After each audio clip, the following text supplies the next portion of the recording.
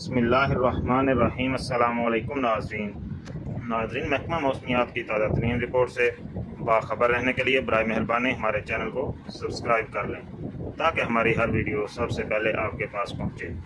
شکریہ ناظرین۔ محکمہ موسمیات نے ہائی الرٹ جاری کر دیا، جس کے مطابق 31 اگست سے 3 ستمبر تک ملک کے زیادہ تر علاقوں میں موسلادھار بارش کی اننگ کا آغاز ہو چکا ہے، جس کے باعث ناظرین آج ملک کے بیشتر میدانی اور پہاڑی علاقوں میں موسم زیادہ تر گرم رہا۔ ناظرین جمعے کے روز بیشتر علاقوں میں موسم خوشگوار رہے گا، تاہم بالائی خیبر پختونخوا اور گلگت بلتستان میں چند مقامات پر تیز ہوائیں چلیں گی اور گرج چمک کے ساتھ موسلادھار بارش ہوگی۔